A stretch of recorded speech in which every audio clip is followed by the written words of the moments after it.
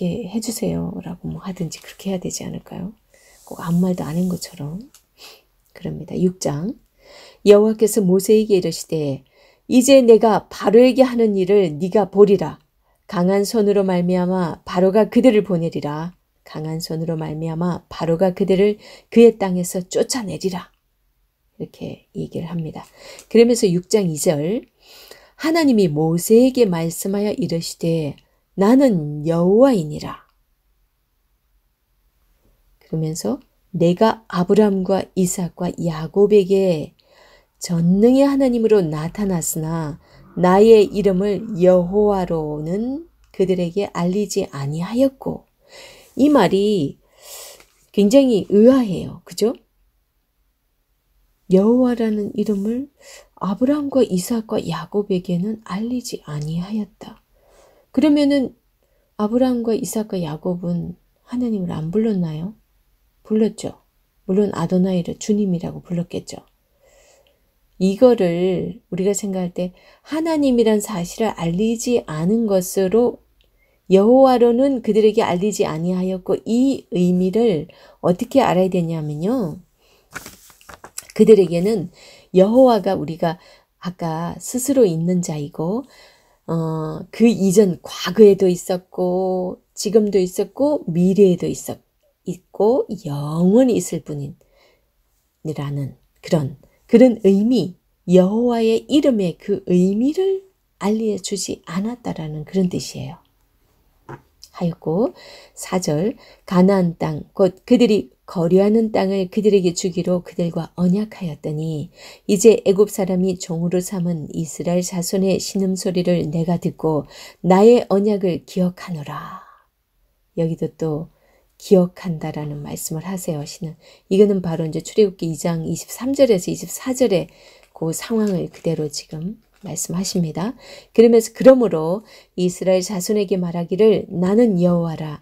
내가 애굽 사람의 무거운 짐 밑에서 너희를 빼내며 그들의 노역에서 너희를 건지며 편팔과 여러 큰 심판들로써 너희를 속량하여. 지금 이거는 출애굽기 19장 5절에서 6절의 말씀을 하실 거를 미리 예견해서 이렇게 말씀합니다. 전초에 너희를 내 백성으로 삼고 내 소유 삼다 그랬죠. 나는 너희의 하나님이 되리니 나는 애굽 사람의 무거운 짐 밑에서 너희를 빼낸 너희의 하나님 여호와인 줄을 너희가 알지라. 내가 아브람과 이삭과 야곱에게 주기로 맹세한 땅으로 너희를 인도하고 그 땅을 너희에게 주어 기업을 삼게 하리라. 나는 여호와라 하셨다 하라. 그럽니다. 모세가 이와 같이 이스라엘 자손에게 그 사실을 전합니다. 그런데 이스라엘 백성들은 이제 모세 때문에 자기들이 더 고역이 혹독하고 너무 힘들어지니까 이제 모세가 이 하는 말을 듣기도 싫어하거든요. 그래서 9절 그럽니다. 모세가 이와 같이 이스라엘 자손에게 전하나 그들이 마음의 상함과 가혹한 노역으로 말미암아 모세의 말을 듣지 아니하였더라. 여호와께서 모세에게 말씀하여 이르시되 들어가서 애굽 왕 바로에게 말하여 이스라엘 자손을 그 땅에 내보내게 하라. 그렇게 말씀합니다. 이 대언의 명령을 하십니다. 모세가 여호와 앞에 아뢰어 이르되 이스라엘 자손도 내 말을 듣지 아니하였거든. 아우 하나님, 이스라엘 백성도 제 말을 안 듣는데요. 제가 바로 앞에 가서 말한다고 바로가 어찌 듣겠습니까? 그러는 거 이제 6번째 거절이에요 이게. 저는 입이 둔한 자입니다. 그렇게 또 얘기하는 거예요. 그랬더니 13절 여호와께서 모세와 아론에게 말씀하사 그들로 이스라엘 자손과 애굽 왕 바로에게 명령을 전하고 이스라엘 자손을 애굽 땅에서 인도하여 내게 하시니라. 14절 모세와 아론의 조상. 갑자기 이제 여기서 모세와 아론의 조상을 소개를 합니다. 그들의 조상을 따라 집에 오르는 이러하니라. 이스라엘의 장자 르우벤의 아들은 한옥과 발루와 에스론과 갈미니 이들은 르우벤의 족장이요. 시몬의 아들들은 여무엘과 야민과 오학과 야긴과 소알과 가나안 여인의 아들 사울이니 이들은 시므온의 가족이요. 이렇게 쭉쭉쭉쭉 얘기하는 건 뭐예요? 지금 모세와 아론이 지금 레위 족속이라고 했잖아요. 레위의 아들인 것을 지금 얘기를 해줍니다. 레위인들을 특별히 하나님께서 나중에 구별하셔서 하나님 일을 하게 하시잖아요. 그죠?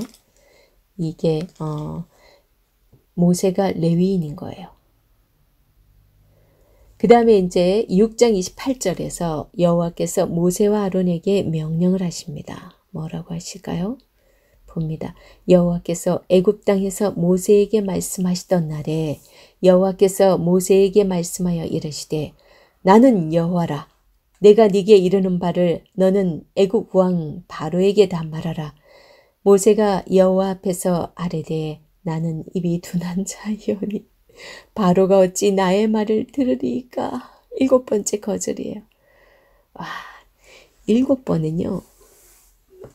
성경에서 7번은 완전한 수거든요. 7은. 완전 그러니까 뭐 끝까지 이 모세가 저는 못합니다. 저는 말이 둔한 자입니다. 그러니까 너무 두려움에 계속 거절을 해왔다는 거예요. 그럼에도 불구하고 하나님께서 아론까지 붙여가지고 이제 계속 끌고 가십니다. 7장 여호와께서 모세에게 이르시되 볼지어다 내가 너를 바로에게 신같이 되게 하였은즉 네 형 아론은 네 대언자가 되리니 그러니까 네가 거기 떨려서 말 못하겠으면 대신 네한테 말 줄 테니까 네 그 말을 네 형 아론한테 하라고 그래. 그러는 거예요. 그러면서 3절 내가 바로의 마음을 완악하게 하고 내 표징과 내 이적을 애굽 땅에서 많이 행할 것이나 바로가 너희의 말을 듣지 아니할 터인즉 내가 내 손을 애굽에 뻗쳐 여러 큰 심판을 내리고 내 군대 내 백성 이스라엘 자손을 그 땅에서 인도하여 낼지라.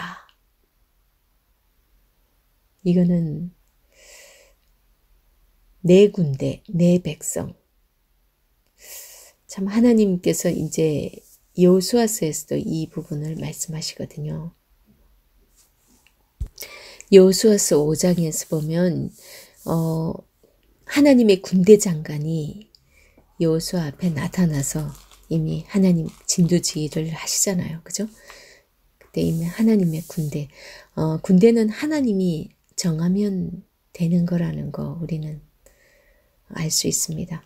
그리고 5절 내가 내 손을 애굽 위에 펴서 이스라엘 자손을 그 땅에서 인도하여 낼 때에야 애굽 사람이 나를 여호와인 줄 알리라 하시매.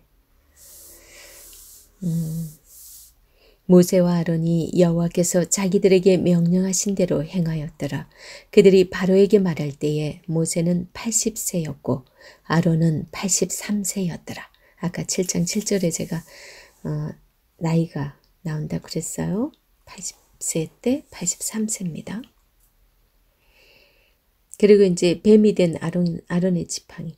하나님께서 아론의 지팡이, 그러니까 여호와께서 모세와 아론에게 말씀하여 이르시되 바로가 너희에게 이르기를 너희는 이적을 보이라 하거든 너는 아론에게 말하기를 너의 지팡이를 들어서 바로 앞에 던지라 하라. 그것이 뱀이 되리라. 이제 아론 앞에서도 함께 보여줍니다. 그죠? 모세와 아론이 바로에게 가서 여호와께서 명령하신 대로 행하여 아론이 바로와 그의 신하 앞에 지팡이를 던지니 뱀이 된지라. 이제 7장 14절부터 12장 36절까지가 10가지 재앙이 소개됩니다. 피 재앙이 나일강이 피로 변하죠. 그리고 개구리 재앙, 그리고 이 재앙, 파리 재앙, 그리고 돌림병, 그리고 악성종양, 악성종기죠. 그 다음에 우박, 메뚜기, 흑암, 그리고 장자재앙 이렇게 10가지 재앙을 해서 하나님의 능력으로 하나님을 계시해서 보여주십니다.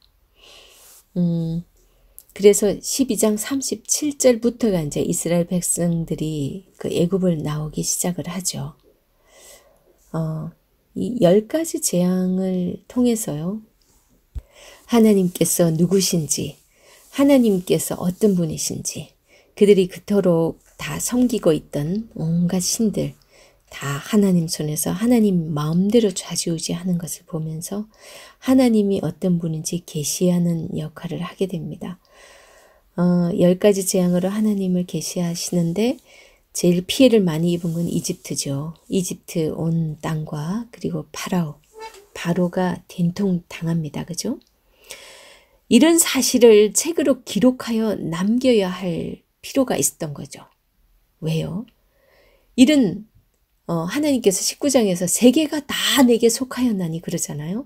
이런 모든 그 당시 최강국이었던 이 이집트의 이런 모든 신들도 하나님께서 좌지우지하고 하나님께서 미리 말씀하셨던 부분, 그 다음에 이적을 일으키고 이랬던 이것을 후세대들이 다 보고 하나님 어떤 분인지 알아야 되는 거예요.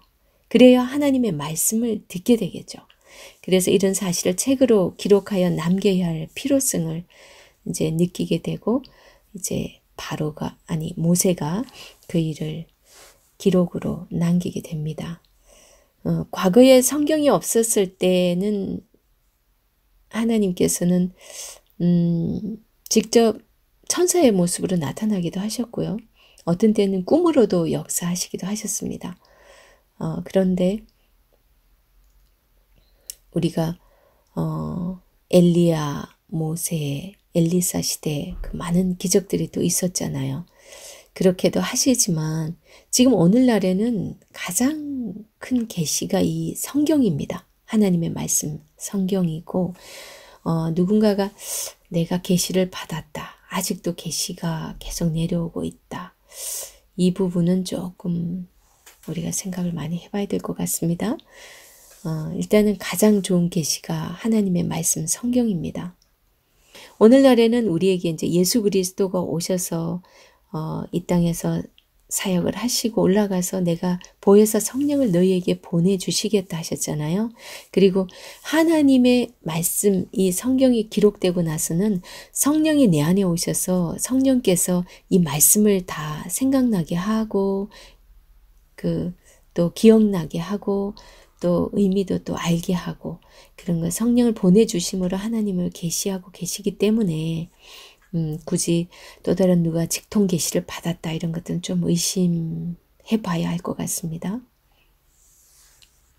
하나님께서는 이 사람을 통해서도 여러 가지 하나님의 역사를 보여주기도 하시고 자연을 통해서도 요즘 코로나 바이러스도 하나님의 어떠한 계시가 있는지 좀 생각을 하게 됩니다. 그리고 역사와 노래를 통해서도 하나님은 계시를 하십니다. 이 모든 것이 다 기록되어 있는 것이 성경이니까 우리는 이렇게 또 하나님의 말씀 성경을 배우고 있습니다. 그죠?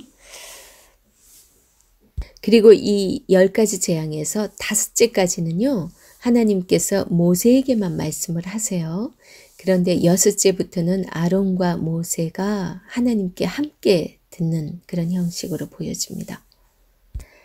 그리고 이 10가지 재앙에서 우리가 또 알 수 있는 게 9장에 보면요. 밀과 쌀보리는 자라지 아니하였고 삼과 보리가 상했다라는 그런 표현이 있습니다. 7째 재앙에서 우박이 내릴 때 그걸로 봐서는 시기상 봄이라고 지금 추측을 하고 있습니다. 그리고 이 10가지 재앙을 내리신 이유가 신중의 신, 그들이 애굽에서 섬기던 그런 신이 10가지가 있지만 그 신중의 신은 하나님이라는 거, 모든 것을 섭리하시는 분은 하나님이란 것을 애굽인들에게도 확실하게 보여주고 이스라엘 백성들에게도 다 심어주고 있는 겁니다. 그 다음에 우리 9번째 재앙이 흑암 재앙이잖아요. 10장에 나오는데 10장 21절부터 나오는 그 흑암 재앙이 온 애굽에 임할 때 그때 제가 한번 읽어볼게요. 21절 여호와께서 모세에게 이르시되 하늘을 향하여 네 손을 내밀어 애굽 땅 위에 흑암이 있게 하라. 곧 더듬을 만한 흑암이니라. 모세가 하늘을 향하여 손을 내밀매 캄캄한 흑암이 3일 동안 이 인간의 한계라고 그랬죠. 3일 동안 애굽 온 땅에 있어서 그동안은 사람들이 서로 볼 수 없으며 자기 처소에서 일어나는 자가 없어되 온 이스라엘 자손들이 거주하는 곳에는 빛이 있었더라 그럽니다. 이 빛, 우리 요한복음 1장 4절에 보면요. 빛이 왔으되 사람들이 알아보지 못했더라 이렇게 하는 표현 기억하시죠? 예수 그리스도께서 빛이시잖아요. 그래서 빛 대신 주님, 주님을 섬기지 않고 알지 못하는 이 애굽 땅에는 온통 흑암으로 덮어서 하나님이 없는 곳은 흑암일 수밖에 없다라는 것을 상징적으로 또 보여주고 있습니다. 그런 다음에 이제 마지막 장자의 죽음을 또 보여주시죠. 이 장자의 죽음이 있는 날에 이제 이 마지막 재앙인데요. 그때 이제 유월절이 있잖아요. 12장에서 유월절을 소개하고 있습니다. 유월절, 실제 유월절의 유래가 지금 이 출애굽에서 유래가 됩니다. 여호와께서 애굽 땅에서 모세와 아론에게 일러 이르시되 이 달을 너희에게 달의 시작 곧 해의 첫 달이 되게 하고 아비벌이라 그럽니다. 그래서 1월 14일이 6월절인데 첫 달이 되게 하고 실제로는 양력으로는 7월이죠. 너희는 이스라엘 온 회중에게 말하여 이르라. 이달 열흘에 1월 10일 너희 각자가 어린 양을 취할지니 각 가족대로 그 식구를 위하여 어린 양을 취하되 그 어린 양에 대하여 식구가 너무 적으면 그 집의 이웃과 함께 사람 수를 따라 하나를 취하며 각 사람이 먹을 수 있는 분량과 그것에 따라서 너희 어린 양을 계산할 것이며 너희 어린 양은 흠없고 1년 된 수컷으로 흠없고 1년 된 수컷 여기 너희 어린 양은 흠없고 1년 된 수컷으로 하고 그럽니다. 이게 우리 창세기 22장에서 보면 아브라함이 이삭을 바칠 때 그때 순양이 수풀에 걸려 있었죠. 그리고 레위기 1장 10절에 보면요. 번제는 1년 된 수컷으로 흠없고 1년 된 수컷으로 드려야 한다고 이렇게 나옵니다. 취하고 이달 열 나흔 날까지 간적하였다가 해질 때에 이스라엘 회중이 그 양을 잡고 해질 때에 이게 하루 시작입니다. 히브리인들은 저녁이 되고 아침이 되니 이는 첫째 날이라 기억하시죠? 창세기에서 하루의 시작이 해질 때입니다. 이스라엘 회중이 그 양을 잡고 그 피를 양을 먹을 집 좌우 문설주와 임방에 바르고 그 밤에 그 고기를 불에 구워 무교병과 쓴나물과 아울러 먹되 지금 무교병이라 하면요 누룩을 넣지 않은 겁니다. 그리고 쓴나물은요 일반적으로 나물이 쓴 경우가 많은데 뭔가를 절대 제하지 않는다는 있는 그대로입니다. 그 다음 날 것으로나 물에 삶아서 먹지 말고 머리와 다리와 내장을 다 불에 구워 먹고 아침까지 남겨두지 말며 아침까지 남은 것은 곧 불사르라. 너희는 그것을 이렇게 먹을지니 허리에 띠를 띠고 발에 신을 신고 손에 지팡이를 잡고 급히 먹으라. 근데 쓴 나물과 같이 먹으면요 절대 체하지 않는데요. 왜? 그 위장에 쓴 것이 좋다는 거 아시죠?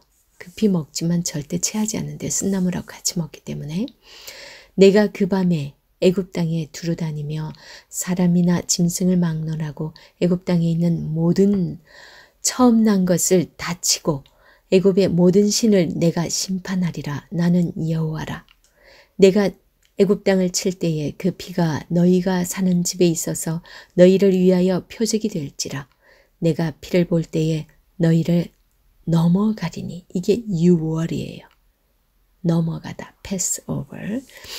재앙이 너희에게 내려 멸하지 아니하리라.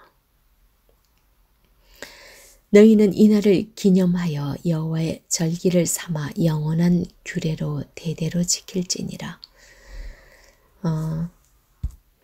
여기서 왜 하필이면 하나님이 급히 먹으라고 했을까요? 여기에 대해서 그 이유는요. 출애굽 지금 상태가 어떤 상황입니까? 그죠? 다 지금 나가야 되는 아주 긴장된 상태예요. 그 긴장된 상태를 의미하기도 하고요.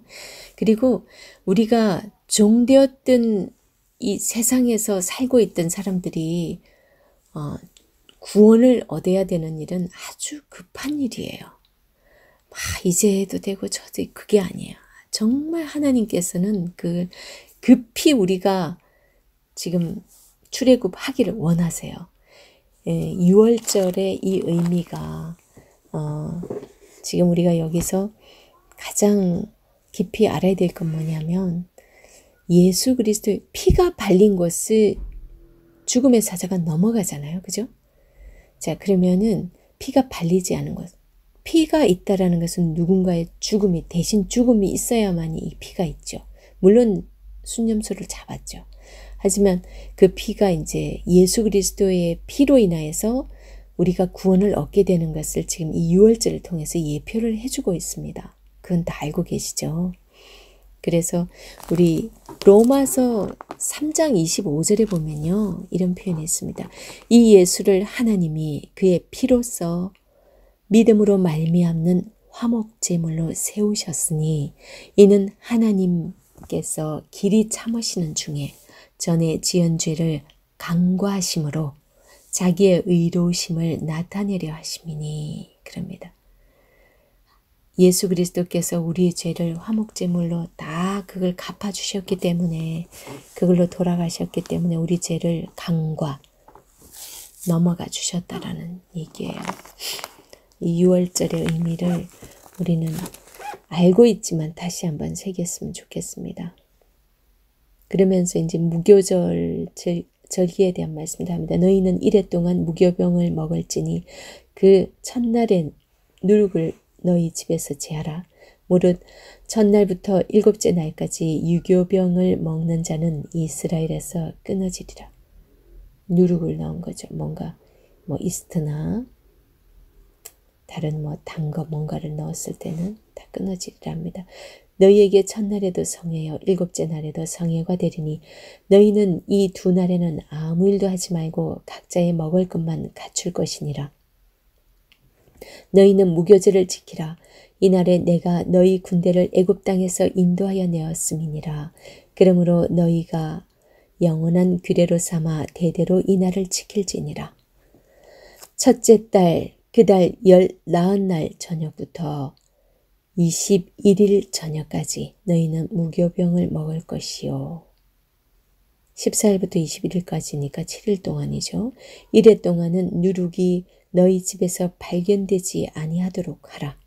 무릇 유교물을 먹는 자는 타국인이든지 본국에서 난 자든지를 막론하고 이스라엘 회중에서 끊어지리니 너희는 아무 유교물이든지 먹지 말고 너희 모든 유하는 곳에서 무교병을 먹을지니라. 이게 이제 함께 참여하는 거죠.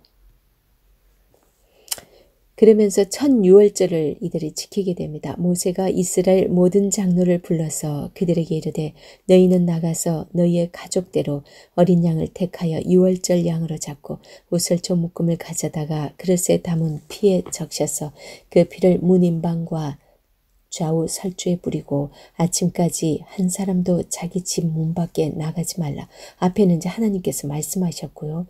이제 이렇게 장로들에게 지시를 합니다. 여호와께서 애굽 사람에게 재앙을 내리려고 지나가실 때에 문 인방과 좌우 설주에 피를 보시면 여호와께서 그 문을 넘으시고 멸하는 자에게 너희 집에 들어가서 너희를 치지 못하게 하실 것임이니라.